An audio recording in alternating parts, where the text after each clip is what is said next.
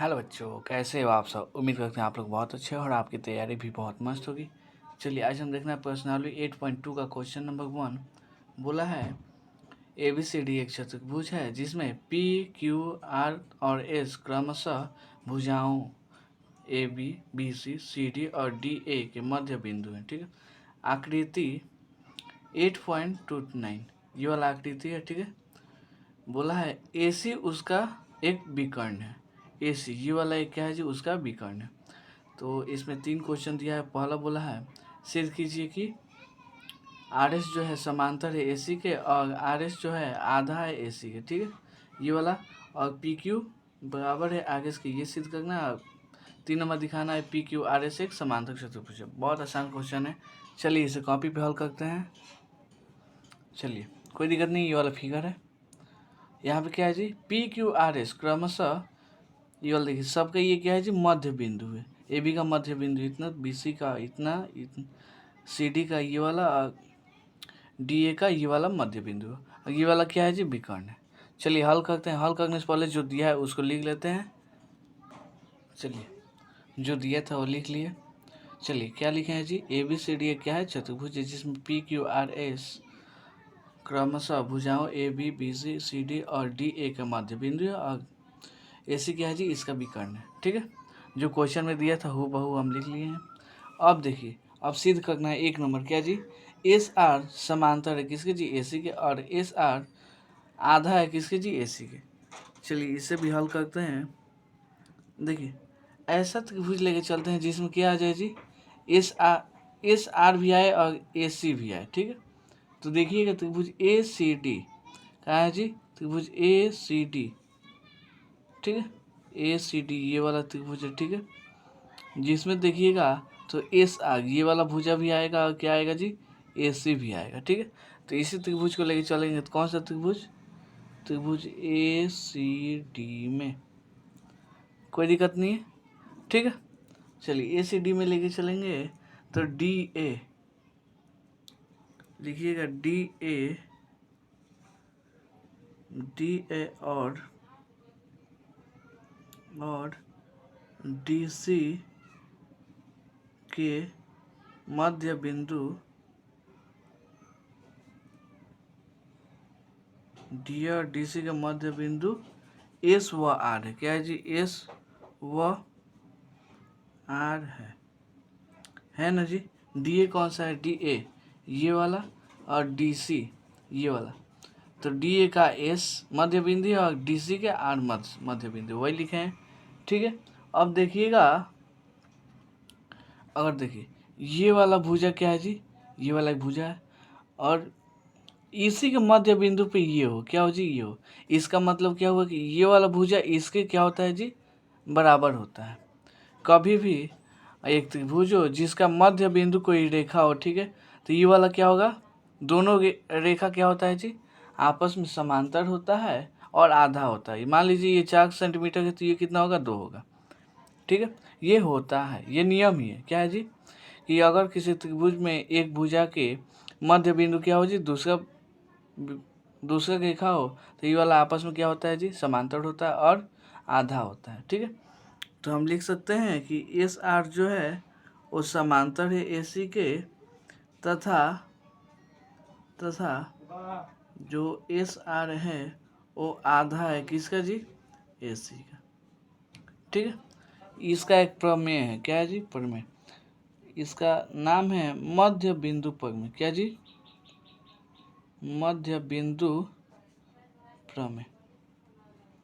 ठीक है, फिर से समझ लीजिए।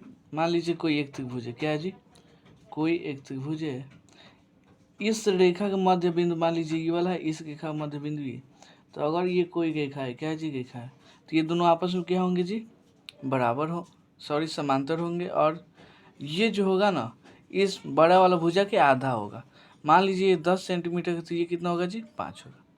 ठीक है, समझ में आया। यही क्या हो गया जी, 1 नंबर क्वेश्चन का सॉल्यूशन हो गया। ठीक है, समझ में आया। चलिए अब आते हैं 2 नंबर क्वेश्चन पे। चलिए 2 नंबर क्वेश्चन क्या है जी, दिखाना है कि PQ बराबर है किसके जी, SR के। तो आप देखिए किस त्रिभुज में PQ और SR दोनों आ रहा है। तो देखिएगा, तो पी क्यू यहाँ पर है और एस आर, चलिए हल करते हैं। हल आते हैं त्रिभुज किसमें जी, ए बी सी में। त्रिभुज ए बी सी में इसमें देखिएगा ए बी और बी सी के मध्य बिंदु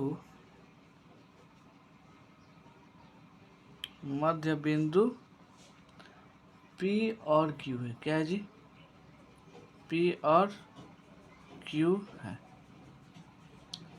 ए बी ये वाला है, इसका मध्य बिंदु पी है, और ये वाला बी सी का मध्य बिंदु क्यू है, वही लिखे हैं। ठीक है, अब देखिएगा तो ये रेखा है ना, इसका मध्य बिंदु ये वाला है, तो ये भी क्या होगा जी, इसके समांतर होगा, ये होगा ना।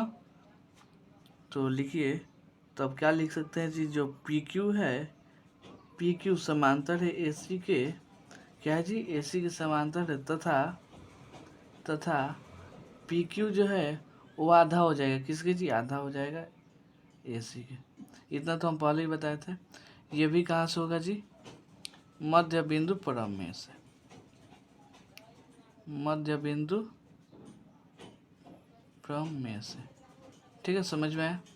इसको इक्वेशन मान लीजिए 1 और इसको इक्वेशन मान लीजिए 2, क्योंकि ये वाला निकालने के लिए दोनों की जरूरत पड़ेगी। ठीक है, तो अब आते हैं समीकरण 1 और 2 से। समीकरण 1 तथा समीकरण 2 से। समीकरण 1 और 2 से देखिएगा तो क्या आपको मालूम चलेगा जी, कि जो आर एस है समांतर हो जाएगा किसके जी, पी क्यू के, होगा ना। तथा चलिए देखिए, समीकरण 1 में क्या बोला है जी, एस आर ये जो है आधा है किसके जी, ए सी के, और ये जो है पी क्यू, ये भी आधा है किसके जी, ये भी पी क्यू आधा है ए सी का। ठीक है, तो हम कह सकते हैं कि जो एस आर होगा, ये तीनों आपस में क्या हो जाएंगे जी, समांतर होंगे। तो हम लिख सकते हैं कि एस आर है क्या है जी, समांतर है पी क्यू के, है ना। तथा एस आर बराबर भी होगा कि इसके जी, पी क्यू होगा ना, ये वाला होगा, क्योंकि यही देखिए एस आर ए सी के भी आधा है, और ये भी पी क्यू इसके भी आधा है। ठीक है, इसका मतलब क्या है कि ये दोनों क्या है जी, समांतर है, और ये आपस में दोनों क्या है जी, बराबर है, तभी ना ए सी के दोनों आधा हो गए हैं। यही हमको प्रूफ करना था ना, यही हमको, ये 2 नंबर क्वेश्चन क्या हुआ, सॉल्यूशन हो गया। ठीक है, उम्मीद करता हूँ समझ में आया होगा। चलिए इसी का 3 नंबर क्वेश्चन देखते हैं। चलिए यहाँ पे दिखाना है कि पी क्यू आर एस क्या है जी, एक समांतर है। तो इसको आप बस फिगर से समझ लीजिएगा तो बता दीजिए कौन है जी, पी क्यू आर एस। देखिएगा तो ये वाला दोनों आपस में क्या है जी, बराबर है, और ये दोनों आपस में बराबर भी है, क्या है जी, समांतर भी है। अगर दो को भुजा क्या हो जी, बराबर और समांतर हो, तो ये भी दो भुजा क्या होता है जी, आपस में बराबर और समांतर होता है। ठीक है, यानी दोनों आमने सामने वाला भुजा बराबर भी है, समांतर भी है, इधर का भी बराबर है, समांतर है। तो कह सकते हैं अतः पी क्यू आर एस क्या है जी, एक समांतर चतुर्भुज है। अतः ठीक है, क्या हो जाएगा, इसे ऐसे लिख सकते हैं, उपरोक्त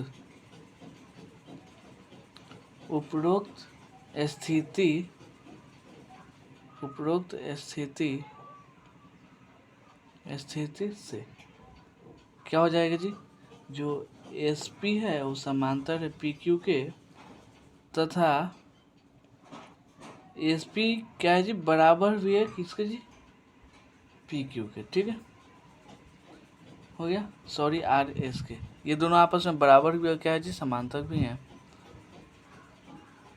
ये वाला आर क्यू है ना जी।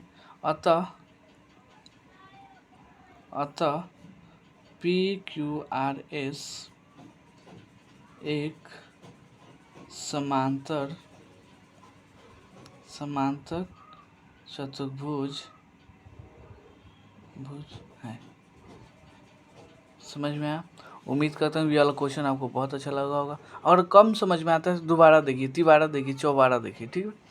क्योंकि ये क्वेश्चन ऐसा नहीं है कि बस एक बार समझ जाइएगा तो आपका माइंड में सेट हो जाएगा। इसको बार बार घर पे प्रैक्टिस करना होगा, कॉपी पे कम से कम 10 बार इसे प्रैक्टिस कीजिए, तब आपको दिमाग में एकदम अच्छे से बैठेगा, ठीक है? नहीं तो एक बार देख लीजिएगा फिर से बाद में भूल जाइएगा, ठीक है? इसलिए हम आपसे रिक्वेस्ट करते हैं कि इस क्वेश्चन को ही नहीं, जैसे इस चैप्टर का जितना क्वेश्चन है उसे बार बार आप घर पे प्रैक्टिस कीजिए। चलिए मिलते हैं अगले वीडियो में अगले क्वेश्चन के लिए। तब तक के लिए अगर आप चैनल पे नए हैं तो चैनल को सब्सक्राइब कर लीजिए, वीडियो अच्छा लगता है तो वीडियो को लाइक कर लीजिए। चलिए धन्यवाद।